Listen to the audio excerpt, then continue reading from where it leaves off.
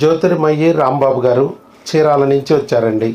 పెళ్ళయ్యి 6 సంవత్సరాలు అయింది. ఒక్కసారి కూడా ప్రెగ్నెన్సీ రాలేదు. కానీ వచ్చిన 2 సార్లు కూడా ట్యూబుల్లో వచ్చింది. అంటే సరైన ప్రెగ్నెన్సీ కాదు, ట్యూబుల్లో వచ్చింది.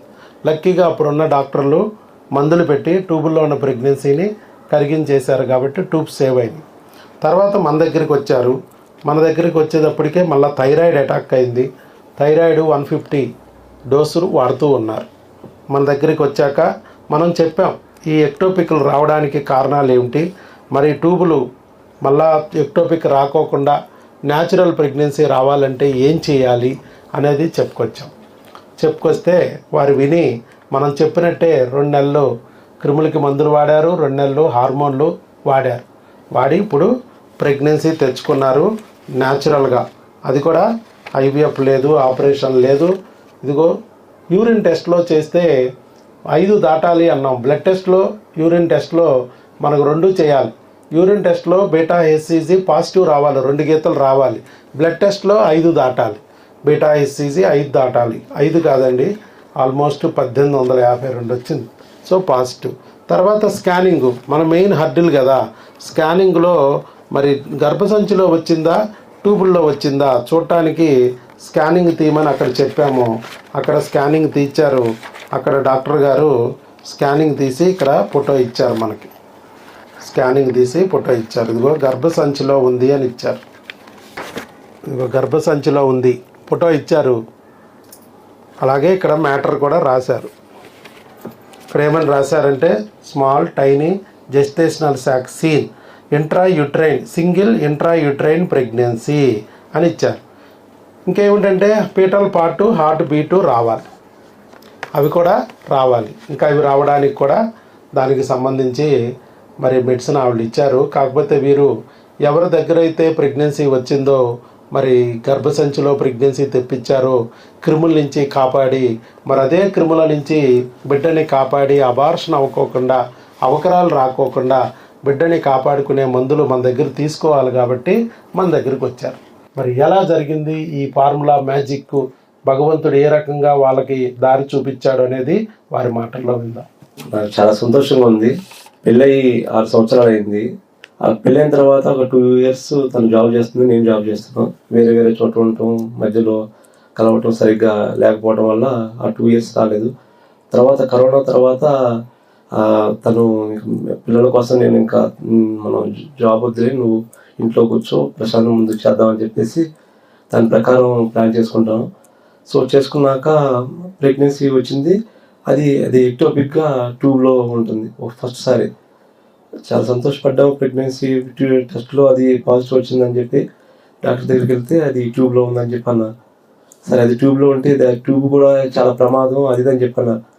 దేవుడి దయ వల్ల అది ట్యూబ్లోనే అది ఒక సెకండ్ మంత్ 1.5 months లోనే సార్ అది ఆటోమేటిక్గానే వచ్చేసింది. ట్యూబ్కి ఏమైనా డ్యామేజ్ అవుతుందా, ట్యూబ్కి ఏమైనా లోపల పార్టికల్స్ ఏమైనా ఉండిపోతాయి అని చెప్పేసి అది కూడా భయపడ్డాం. కానీ దేవుడి దయ వల్ల అది ఏది కూడా అవ్వలేదు. తర్వాత మళ్ళీ కొంచెం గ్యాప్ ఇచ్చి మళ్ళీ వచ్చింది. మళ్ళీ కూడా ట్యూబ్లోనే వచ్చింది. ఏంది అసలు ట్యూబ్లో వస్తుంది ఏంది అని చెప్పేసి అప్పుడు కూడా ఇంకా చాలా బాధపడ్డాం. గ్యాప్ వచ్చిన తర్వాత మళ్ళీ చూస్తే మళ్ళీ అది 1.5-2 months లోపలే మళ్ళీ ఆటోమేటిక్గా దాని ఒకవేళ ట్యూబ్ లోపలికి వెళ్ళేసి ఏదైనా చేసి తీయటం సంథింగ్ అట్లా కాకుండానే న్యాచురల్గానే అది బయటపడిపోవటం. చిన్న పిన్నులు ఆగిపోయితే టీవీలో ఎలా చూపిస్తారో ఇంత చిన్న ఇలా ఉంటుంది కదా సార్, జీడిపప్పు ఆకారంలో అలాగే పడిపోవటం జరిగింది. సో లోపల ఏమైనా ఉందంటే లోపల కూడా ఏం లేదు. సో ఆ తర్వాత మా మిస్సెస్ ఇట్లా యూట్యూబ్లో ఇట్లా స్క్రోల్ చేస్తున్నప్పుడు డాక్టర్ గారి గురించి చూశారు. సో మాకెవరు చెప్పింది ఏం కాదు, ఆ యూట్యూబ్లో చూసి రావడం జరిగింది. సో డైరెక్ట్గా వచ్చాము. సో ఇక్కడ చూస్తున్నాం కదా, ఒకసారి సార్ దగ్గర కూడా చూద్దాం, చాలామంది పాజిటివ్ చెప్తున్నారని చెప్పారు. సో ఏముంది అంత దూరం నుంచి చాలా హాస్పిటల్, గుంటూరు కూడా దాటేసి విజయవాడ దాకా, గుంటూరులో కూడా ఉన్నాయి హాస్పిటల్, మా ఊర్లో కూడా ఉన్నాయి, చీరాల్లో మల్టీ స్పెషాలిటీ హాస్పిటల్. కానీ ఎవరి చేతిలో ఏముందో తెలియదు కదా. సో కాబట్టి ఇక్కడికి రావడం జరిగింది. వచ్చినాక ఫస్ట్ ఇలా చూసి మొత్తం అసలు ఇప్పుడు దాకా ఏం జరిగింది మొత్తం తీసుకుని అక్కడ ఆ మూల మీద కూర్చొని రాసుకున్నాం అంతా. తర్వాత సార్ని కలిసిన తర్వాత ఇట్లా క్రిములు ఉంటే ప్రతి ఒక్క దాంట్లో అవి ముందు క్లీన్ చేసుకొని తర్వాత మళ్ళీ మనం ట్రై చేయని చెప్పారు. సో సార్ ఇచ్చిన కోర్స్ని అలాగే వాడాము. తర్వాత మళ్ళీ ట్యూబ్ టెస్ట్ కూడా చేయాలన్నారు. ట్యూబ్ టెస్ట్ కూడా చేసి ట్యూబ్ కూడా బాగుంది. 2 ఎక్టోపిక్లు వచ్చినాక ట్యూబ్ ఏమన్నా డ్యామేజ్ అయిందా, లోపల ఏమన్నా అది కూడా చూడాలి, ట్యూబ్ టెస్ట్ కంపల్సరీ అని చెప్పారు. అది మాకు చేశారు, అందరికి చేస్తారని చెప్పేసి ఇంకా అది చేశారు. ట్యూబ్లు కూడా చాలా బాగున్నాయి, నో ప్రాబ్లం అని చెప్పేసి అన్నారు. ఈ 5 months అయిపోయిన తర్వాత నా స్పర్మ్ కౌంట్ బాగానే ఉంది. ఆ అమ్మాయిదే ఇలా హార్మోన్స్, ఇది థైరాయిడ్ ఉంది. సో కాబట్టి ప్రాబ్లం లేదు. ఆ అమ్మాయి కూడా ట్యూబ్ అంతా బాగుంది. మీరు ఇంకొక నెల న్యాచురల్ ట్రై చేయండి, మళ్ళీ ఇంకేం మెడిసిన్స్ వద్దని చెప్పారు సారే. ఇంకా మెడిసిన్స్ ఏం వాడకుండా న్యాచురల్ ట్రై చేసాం. చూస్తే అక్టోబర్ 13 డేట్ రావాలి. సరే అక్టోబర్ 13 వచ్చింది, నవంబర్ 13కి రావాలి. డేట్ రాలేదు. సో టెస్ట్ కూడా మేము 26వ తారీఖు చేసుకోం. ఈ 15 రోజులు ఆగాం అంతే. అప్పుడు కూడా చేసుకోలేదు. 26వ తారీఖే చేసుకుంటే పాజిటివ్ వచ్చింది, 2 lines వచ్చి. సో వెంటనే సార్కి అది వాట్సాప్లో పెట్టి మా మెసేజ్ మాట్లాడేది. సార్ కూడా వాయిస్ మెసేజ్ రిప్లై ఇచ్చి సో బీటా హెచ్సిజీ కూడా చేర్చుకోమన్నారు దగ్గర హాస్పిటల్లో. అక్కడ కూడా వెళ్ళేసి ఆ డాక్టర్ చూసినప్పుడే అది అవసరం లేదమ్మా, అక్కడే శాక్ అనిపిస్తుంది, నవ్ యూఆర్ ప్రెగ్నెంట్, అంతకుముందు 2 times ఇందులో ఎక్టోపిక్ కాదు, ఇప్పుడు ఇది సేఫ్, గర్భసంచలనం వచ్చిందని నన్ను కూడా లోపల తీసుకొచ్చి ఇది కూడా చూడండి సార్ అని చెప్పేసి నాకు చూపించారు. ఇక్కడ చూడండి అని చెప్పి చాలా సంతోషం వేసింది. ఆ తర్వాత సార్కి ఫోన్ చేస్తే అది రిపోర్ట్ అవి తీసుకొని రమ్మన్నారు. బీటా ఇచ్చి వద్దన్నా కూడా సార్కి చూపించాలి కదా అని చెప్పి మళ్ళీ ఇంకోసారి కిందకి వెళ్ళి ఆ బ్లడ్ టెస్ట్ ఇచ్చి చేయించాం. సో అందులో 1800 చిల్లర వచ్చింది. సో కన్ఫామ్ అని చెప్పేసి సో ఇప్పుడు ఫర్దర్గా ఆ బిడ్డను కాపాడుకోవడానికి సార్ దగ్గరికి వచ్చాం. చాలా చాలా సంతోషంగా ఉంది. ఎందుకంటే అది ఎవరి చేతిలో ఎలా ఉండేది తెలియదు. మనం ఎంత ఇదిగా ఉన్నా కూడా పలానా దగ్గర పలానా చోటే మనకు ఆ విరుగుడు పలానా మందు ఉందని చెప్పేసి ఉంటుందని అనుకుంటాం. ఎంతోమంది ఇన్ని ఊర్లు దాటి రావాల్సిన అవసరం లేదు. మామూలుగా అయితే ప్రతి గల్లీకి ఒక ఐవీఎఫ్ సెంటర్ అవన్నీ ఉన్నాయి. నేను ఐవీఎఫ్ కూడా వెళ్ళడానికి కూడా నేను వెనకాడను. పిల్లలకన్నా నాకు ఎక్కువ కాదు. నేను ఒక గవర్నమెంట్ ఎంప్లాయీని. సో డబ్బుల విషయంలో కానీ నాకు ఎటువంటి ప్రాబ్లం అయితే లేదు, దేవుడి దయ వల్ల. దానికి కూడా పోతాను. కానీ దేవుడి దయ వల్ల న్యాచురల్గానే వచ్చింది. చాలా సంతోషంగా ఉంది.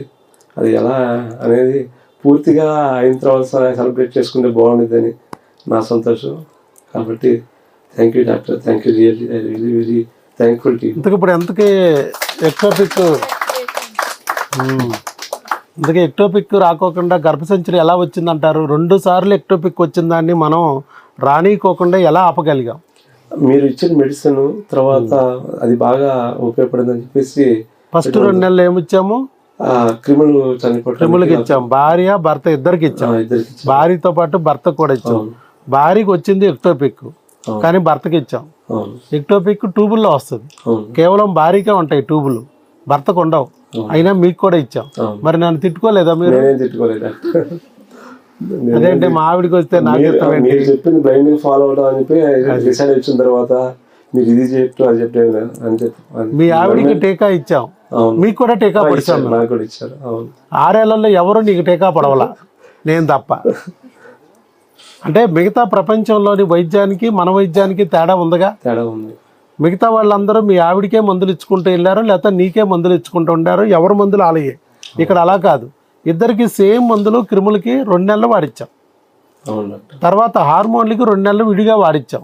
మీ ఆవిడ మందులు వేరు, మీ మందులు వేరు అయ్యి. సో క్రిములు సేమ్, హార్మోన్లు డిఫరెంట్. అసలు ఈ క్రిములు హార్మోన్లు వాడిచ్చిన తర్వాత ట్యూబుల్ టెస్ట్ చేస్తే అది కూడా సెలైన్తో వాష్ చేసాం. లేడీ డాక్టర్స్ మీ ఆవిడకి సెలైన్తో వాష్ చేయడానికి ట్రై చేశారు. చక్కగా సెలైన్ వెళ్ళిపోయింది. ప్రశాంతంగా లోపలున్న మడ్డి, మశానం, క్రిముల కలేబరాలు, దొరకలు, నలకలు అన్నీ క్లీన్ అయిపోయి క్లీన్ చేసేసాం. క్లీన్ చేసిన తర్వాత నెక్స్ట్ మళ్ళీ న్యాచురల్గా ట్రై చేసుకోవయ్యా అని చెప్పాము. చేశారు, వచ్చేసింది. ఈ సెలైన్ క్లీనింగ్ కూడా ఎక్కడ కుట్టు లేదు, కోత లేదు, రక్తపు చుక్క లేదు, మత్తు లేదు. ఏమన్నా పెయిన్ వచ్చిందా మీ ఆవిడకి? పెయిన్ కూడా లేదు. ఖచ్చితంగా నమ్మండి, చెప్పింది చేయండి. అది విలువ అనేది అది మాటలో చెప్పడానికి కాదు. వయసు పైకి పడడానికి కొద్దీ భయం వేస్తూ ఉండేది, వస్తుందో రాదు. నేనైతే ఆరోగ్యంగా ఉన్నాను. ఇప్పుడు 2 చేతులు కలిస్తేనే కదా చప్పట్లు. గట్టిగా మనం ఎంతో స్ట్రాంగ్గా ఉన్నా మనం మా మిస్సెస్ కనుక లేకపోతే మనకంత బాధేసింది. ఎవరైనా సమాజంలో ఇద్దరిని అంటారు కానీ ఒక్కడనే ఈయన వాడిని అంటారు కదా, అది కూడా గమనించాలి. కాబట్టి వాళ్ళ లోపాలన్నా మన లోపాలన్నా ఇద్దరం కలిసికట్టుగా ముందుకెళ్తేనే జీవితం బండి అనేది ముందుకెళ్తుంది. లేదా అపార్థాలు చేసుకోవటం, లేదా గొడవ పట్టడం, లేకపోతే వదిలేసి ఇంకో వాళ్ళని ఏదో చేసుకోవటం జరిగితే ఆ జీవితానికి ఒక అర్థం ఉండదు. ఖచ్చితంగా మీ అందరూ కూడా రావాలని మనస్ఫూర్తిగా కోరుకున్నాను. నమ్మండి, చెప్పినట్టు చేయండి, ఖచ్చితంగా వస్తుంది. I wish you all the best.